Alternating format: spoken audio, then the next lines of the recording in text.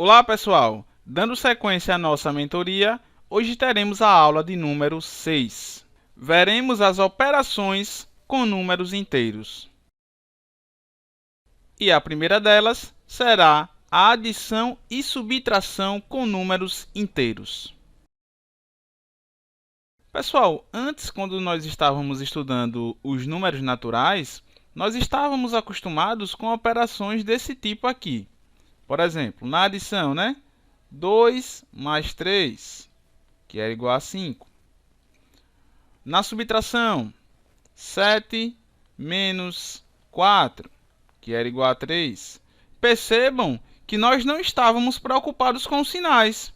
Por quê? Porque estávamos trabalhando com números naturais. E lá nós só tínhamos o zero e os números positivos. Aqui nos números inteiros, nós teremos que ter essa preocupação com os sinais. Ou seja, se o resultado vai ser zero, vai ser um número positivo ou um número negativo. E se tratando de adição e subtração com números inteiros, pessoal, nós só teremos 4 situações, as quais eu vou mostrar aqui agora para vocês. Vamos ver uns exemplos. Vou colocar aqui situação 1, mais 5 mais 10. Situação 2, menos 4 menos 3. Situação 3, menos 7 mais 2. E situação 4, mais 4 menos 5. Nós só teremos essas 4 situações quando se tratar de adição e subtração com números inteiros, pessoal. Percebam que na situação 1 e 2, nós temos sinais iguais, não é isso? Então, o que é que nós temos que fazer nesses dois tipos de situações? Veja que elas têm algo em comum, pois são situações em que ambos os sinais são iguais. Vamos às regrinhas.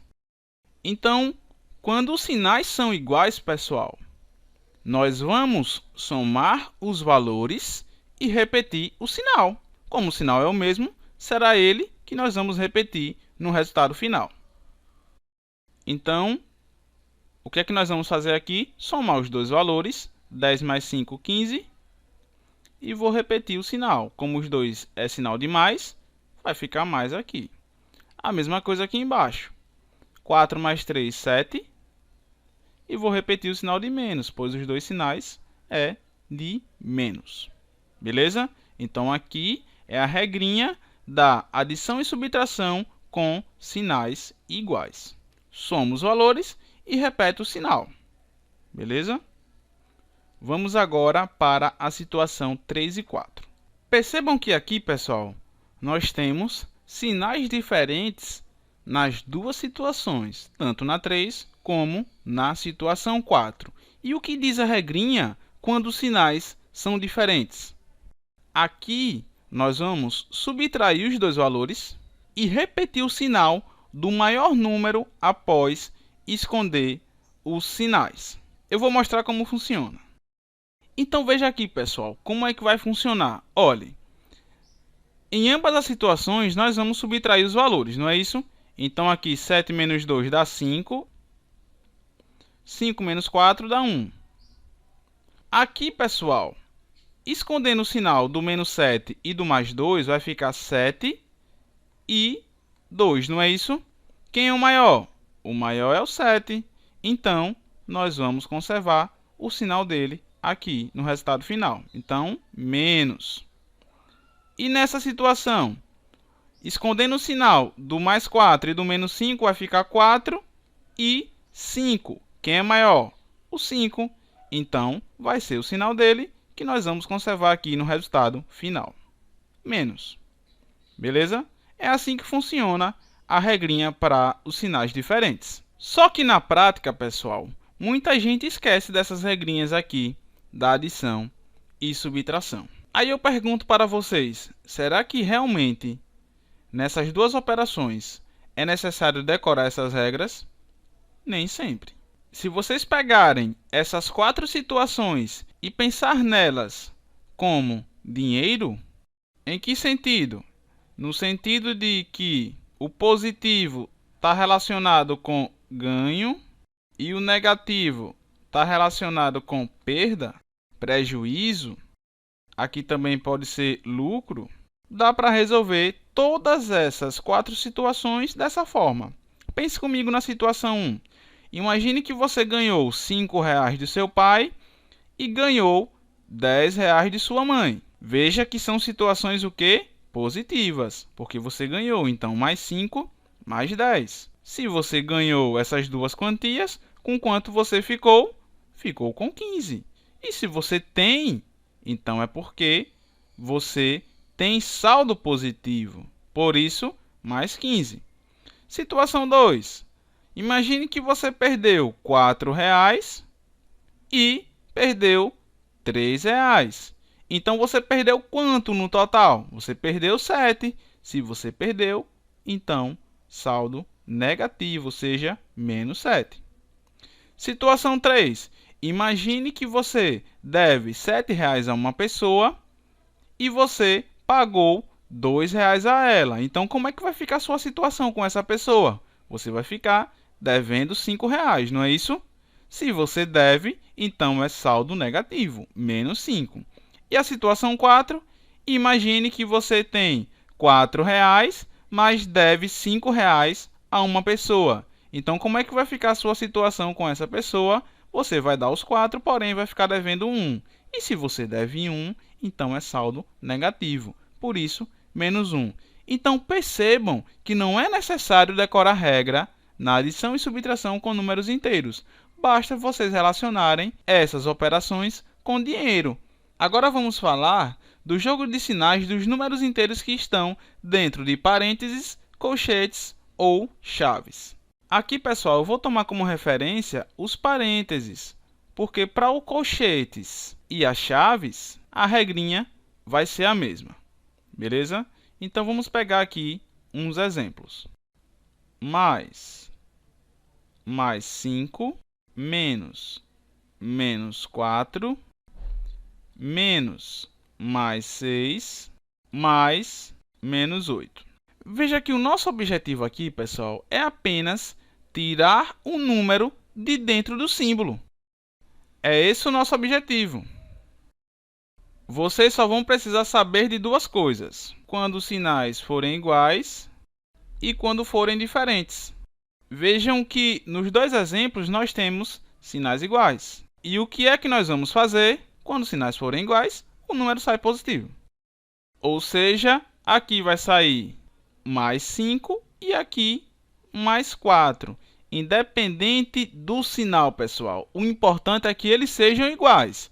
Se os sinais são iguais, o número vai sair positivo. Já aqui, nós temos sinais diferentes, olha. Nessa situação, o número sai negativo.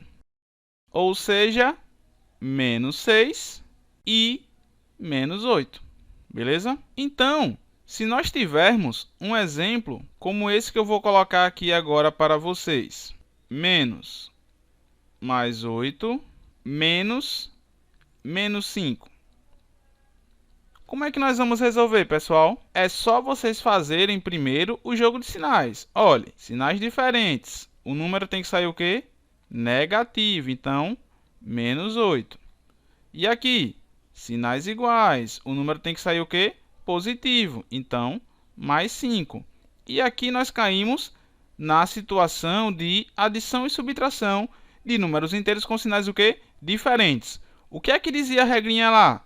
Subtrai os valores, 8 menos 5 que dá 3, e conserva o sinal do maior número após esconder o sinal, não era assim? Escondendo os sinais aqui, nós vamos ter 8 e 5. Quem é maior? Não é o 8?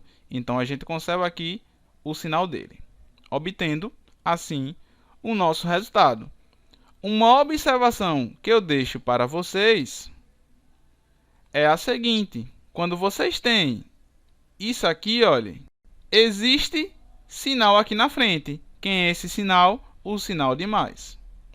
É aquela mesma situação que eu falei para vocês. Tanto faz a gente escrever 9 ou mais 9. Esse 9 aqui, que não tem sinal visível, está positivo do mesmo jeito. Então, se aqui não vem sinal na frente do parênteses, ou do colchete, ou das chaves, então é porque vai estar ali sempre o sinal positivo. E nesse caso aqui, seria mais 9. Beleza? E essa regrinha, pessoal, vai valer tanto para os parênteses, como para os colchetes, como para as chaves. Eu só quis fazer com parênteses porque para os outros vai ser a mesma coisa. Beleza? Agora, vamos para a regrinha da multiplicação e divisão de números inteiros. A regra aqui, pessoal, é bem parecida com a regra dos parênteses, colchetes e chaves.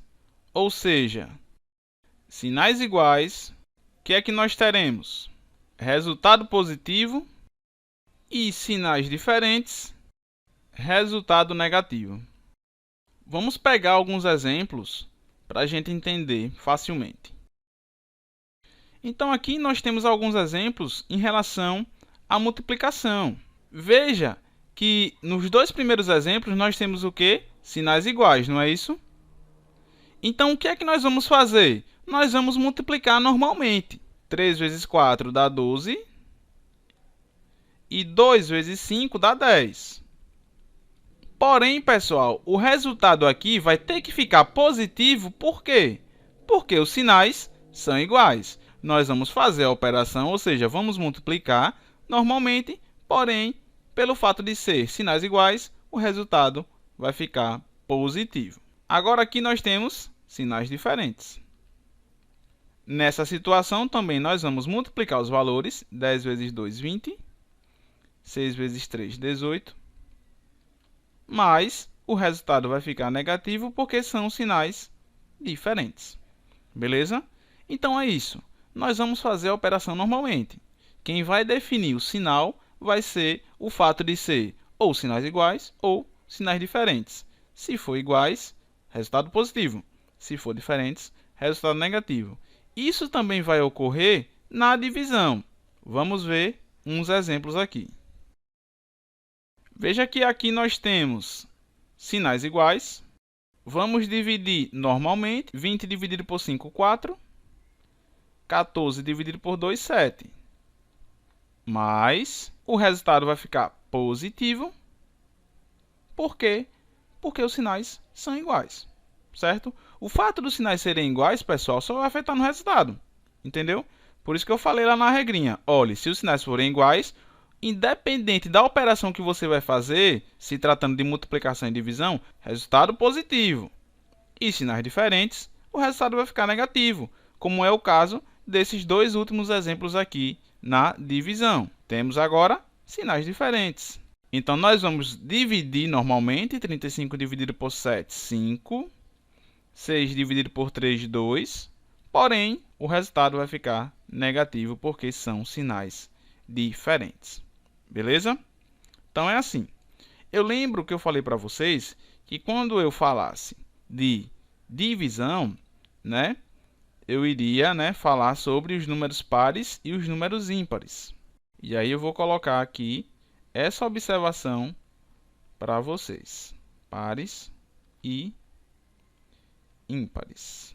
Nós vimos que um número ele só é par se você dividir esse número por 2 e der resto o quê? 0. Ou então, se você dividir por 2 e a divisão for exata, que é o mesmo de dizer que ela tem resto 0.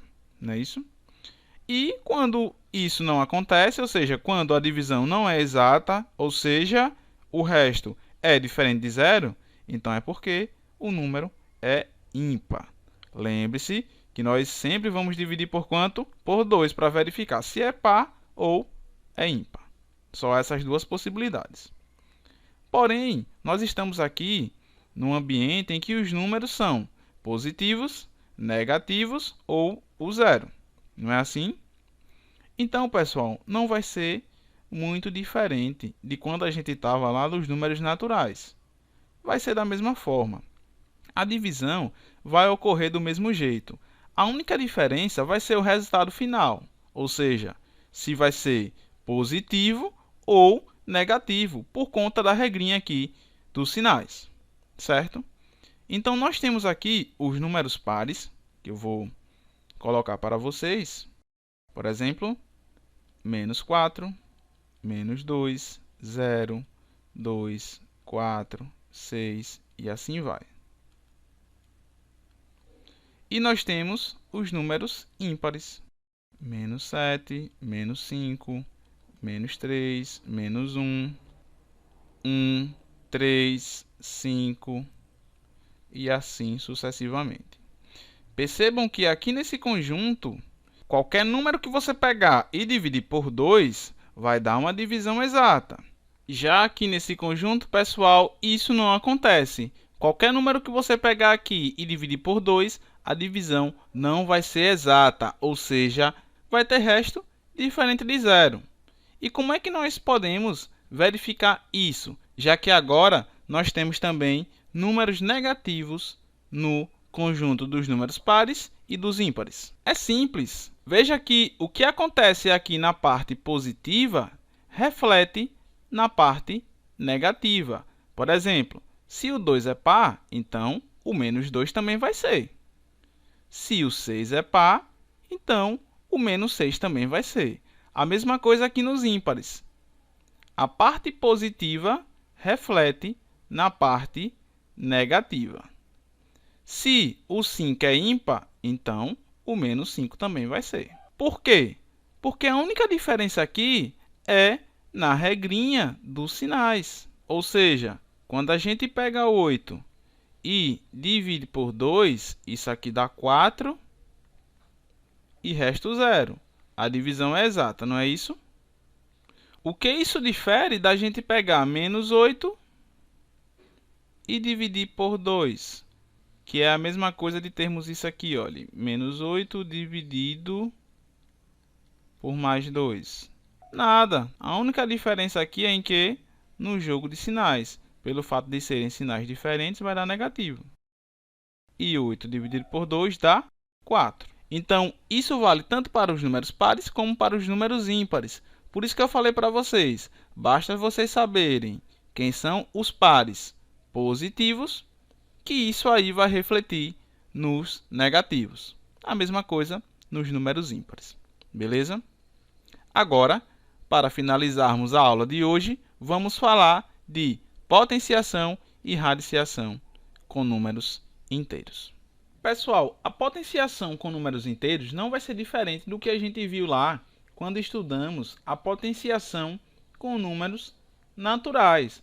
A única coisa que a gente vai se preocupar aqui é apenas com o sinal do resultado final. Por exemplo, quando a gente tem mais 2 elevado a 3, né? Nós temos aqui o nosso expoente e aqui a nossa base. E o conjunto todo forma o quê? Potência, não é isso? E como é que nós calculamos? O expoente diz quantas vezes a gente tem que pegar a base e multiplicar ela por ela própria. Então, aqui a gente tem que pegar mais 2 vezes mais 2 vezes mais 2.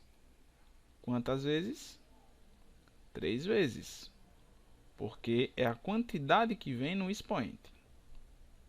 E aqui a gente vai fazendo, né, as multiplicações. 2 vezes 2 vezes 2 vai dar 8.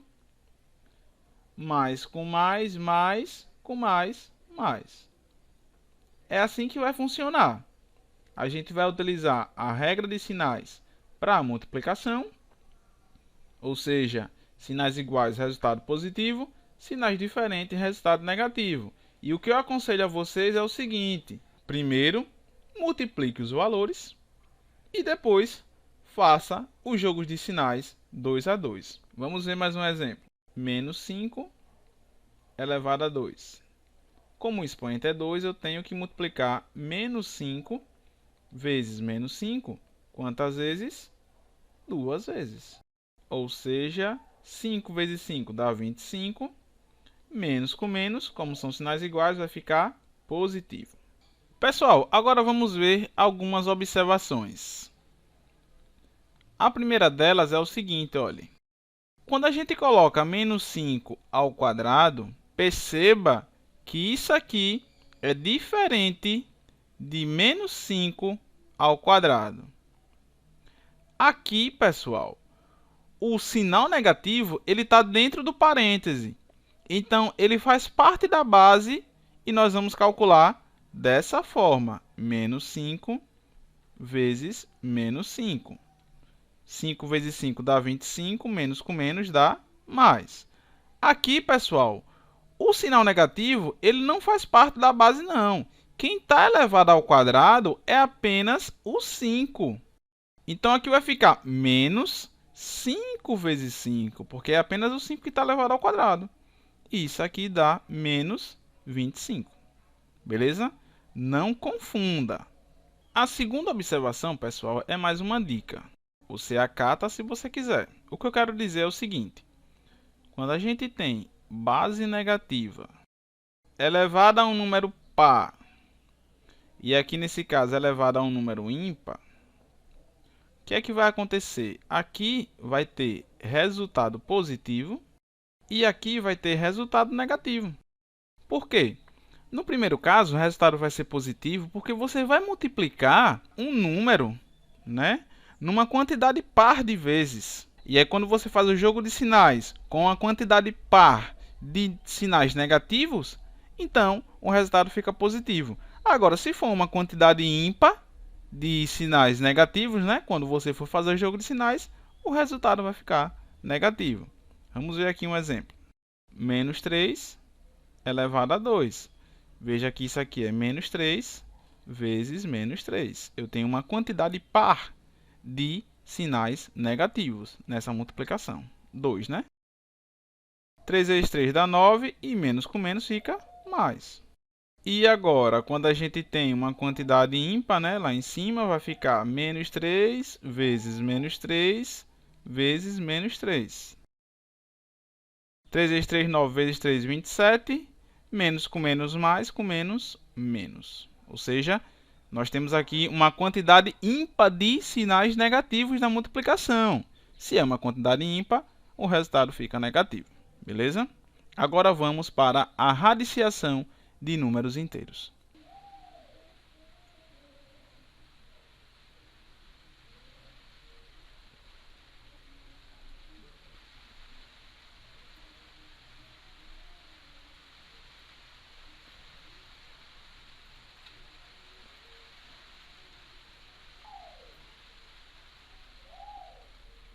Aqui na radiciação, pessoal, com números inteiros, vai ser a mesma ideia da radiciação com números naturais. Por exemplo, quando a gente tinha lá raiz cúbica de 8, o nosso objetivo era o quê? Era escolher um número de modo que ele vezes ele 3 vezes deu 8, não era isso? E a gente viu que aqui era o 2.